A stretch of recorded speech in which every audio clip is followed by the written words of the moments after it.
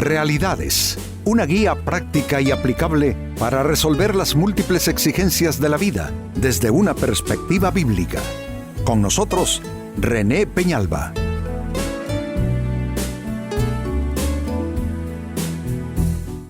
Amigos de Realidades, sean todos bienvenidos.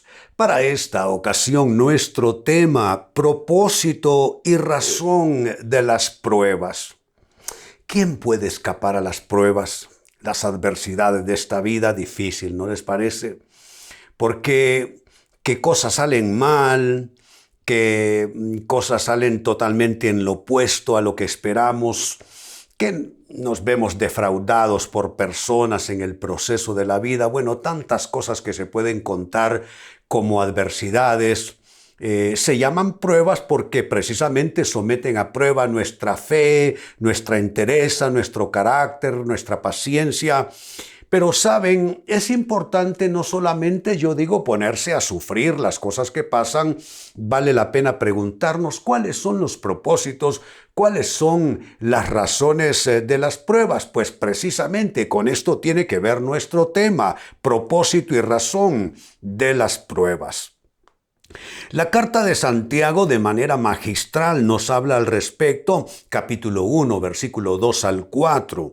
Leo la porción para ustedes. Dice: hermanos míos, considérense muy dichosos cuando tengan que enfrentarse con diversas pruebas. Bueno, dice que es una dicha, no lo sentimos así en la práctica, pero lo es. ¿Por qué? Verso 3. Pues ya saben que la prueba de su fe produce constancia. Y la constancia debe llevar a feliz término la obra para que sean perfectos e íntegros sin que les falte nada. Es un pasaje profundo, merece toda una elaboración el comentarlo. Nosotros lo usaremos apenas como una introducción, pero lo cierto es que dice que las pruebas son una especie de proceso formativo, es lo que podemos resumir del pasaje. Es un proceso formativo, es una especie de escuela formativa. De ahí que es una dicha, porque por supuesto, si comparamos en lo natural de las cosas, de la vida, si comparamos una persona analfabeta que no sabe leer o que apenas tuvo un par de años de escolaridad con alguien que llegó hasta las aulas universitarias, obviamente que el costo del que recibió formación y educación fue altísimo en todos los sentidos. A este no le costó nada. De ahí pues que es una dicha y es un privilegio ese proceso formativo, pues es igual. La vida es una escuela en la cual recibimos un proceso de formación, una obra de formación que toma prácticamente la vida de cada ser humano. Dice que es un privilegio porque todas esas pruebas, que son lecciones, van produciendo en nosotros cosas como constancia, que son cualidades del carácter muy importantes, y que no quedemos a medio hacer. Dice que la obra se lleve a feliz término y que seamos perfectos e íntegros sin que nos falte nada. No quiere decir que vamos a ser personas perfectas, no es esa la idea que comunica, sino más bien da la idea de completamiento en términos de que no vamos a quedar a medio hacer. Es decir, que Dios va a cumplir todos sus propósitos en nosotros, Él va a terminar la obra que ha iniciado en nuestras vidas. Así es que me parece formidable. Yo sé que en la práctica todos tratamos de huir de esto. Esa es la realidad. A alguien que esté en un proceso de formación académica, obviamente no quisiera ir a clases, no quisiera tomar exámenes, no quisiera desvelarse, hacer trabajos, en fin. Pero quisiéramos escapar de esto. Pero ¿por qué en lugar de volvernos escapistas, lo cual sería en alguna forma irresponsable, por qué no aprovechar las pruebas? ¿Por qué no amistarnos con los propósitos que tienen las pruebas en nuestras vidas? Y este pasaje nos dice justo que aprendamos de ese proceso. Pues bien, con ese basamento que nos deja esta escritura, traigo a continuación la siguiente interrogante. ¿Cuál es el propósito? de las pruebas que Dios permite en nuestras vidas. Porque en esto no hay excepciones, no las hay.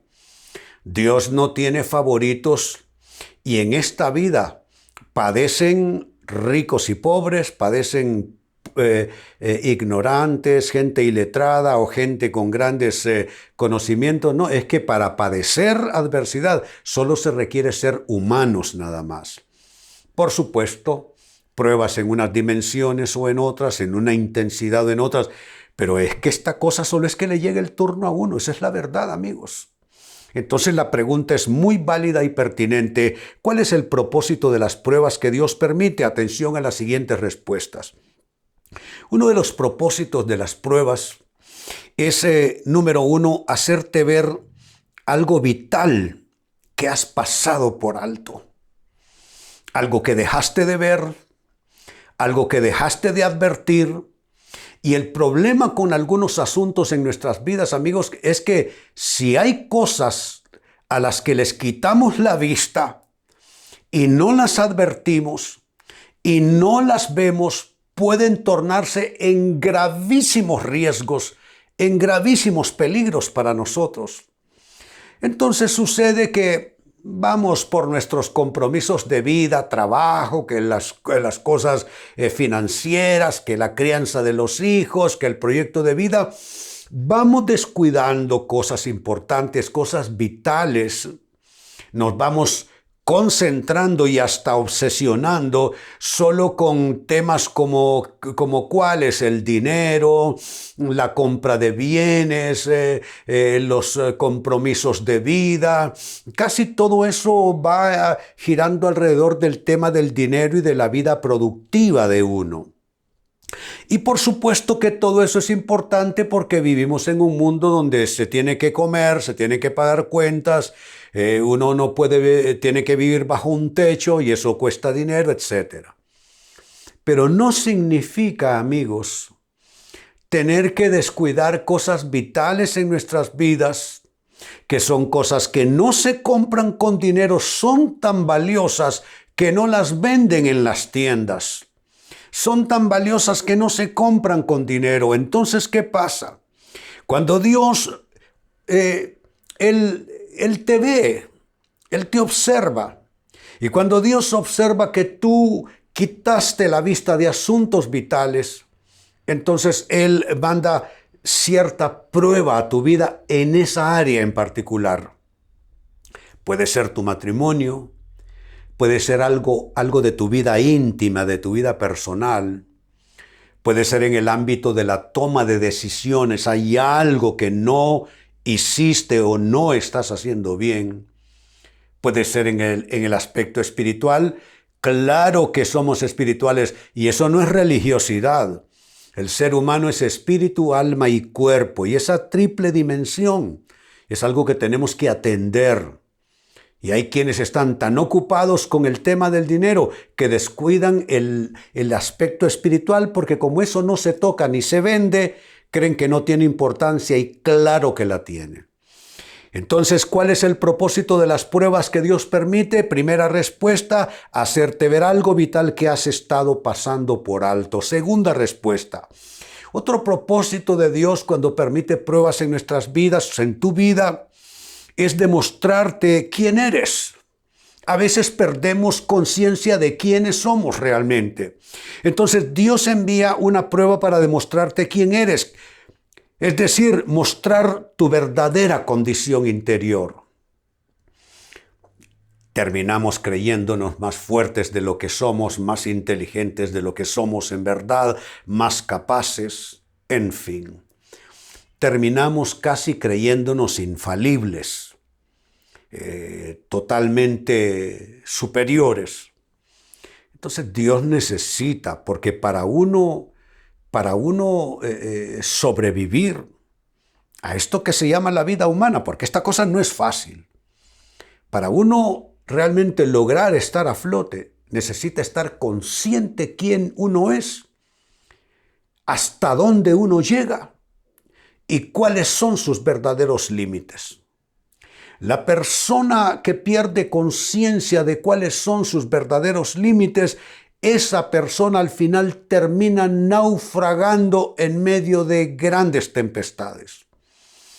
Entonces, cuando te pones un poquitito inflamado en tu ego, cuando te embriagas de tus éxitos, te embriagas de quién tú eres, de lo que posees, de lo que has logrado, de tu estilo de vida, de lo que puedes comprar, etcétera, etcétera. Cuando te embriagas de eso, a Dios no le queda más remedio que sacarte de esa condición.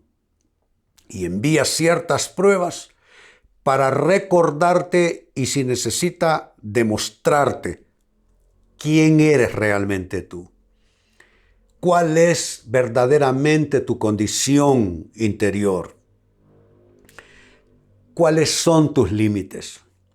¿Hasta dónde llegan tus capacidades y dónde comienzas a quebrantarte, a deshacerte, a desarmarte? Yo creo que la persona que vive prudentemente es una persona que ya de alguna manera llegó a su frontera final, a su límite final. Se dio cuenta que eso es sumamente riesgoso, es autodestructivo, pasarse uno de sus límites. Y entonces, ¿cómo se aprende eso? Se aprende con adversidades que se enfrentan. No, es que sin adversidad, nosotros nos creeríamos capaces de caminar sobre la luna. Pero cuando la adversidad nos pone con los pies sobre la tierra y nos demuestra quiénes somos, dónde estamos, cuál es la condición real y verdadera nuestra, entonces la prueba cumplió su propósito. Sigo sumando respuestas. Otro propósito de las pruebas que Dios permite en tu vida es demostrarte no solo quién eres tú, pero también demostrarte quién es Él. ¿Y cómo te demuestra Dios quién es Él? En medio de una adversidad va a darte una guía que no quisiste buscar en tiempo de paz y una corrección que no quisiste aceptar cuando te la dio solo como un consejo. Entonces, yo digo que hay dos formas de ser dirigidos por Dios. Una forma amistosa, de padre a hijo, te toma en sus brazos, te da un consejo, tú le agradeces y acatas su consejo. Y la otra forma es la forma como aprendemos los hijos rebeldes. ¿Cómo aprendemos los hijos rebeldes? Dios nos da el consejo amablemente, de manera paternal lo desoímos porque nos creemos con capacidades irreales que no tenemos y comenzamos a actuar a nuestra propia, ¿cómo podríamos decir? En nuestras únicas y solas capacidades, al margen del consejo de Dios. Entonces viene la tribulación, viene la prueba, y entonces ahí sí, quebrantados, corremos a la oración, corremos a la iglesia, corremos a la Biblia, y le decimos: Dios, ayúdame, no sé qué es lo que está pasando, mi vida se ha vuelto una tormenta.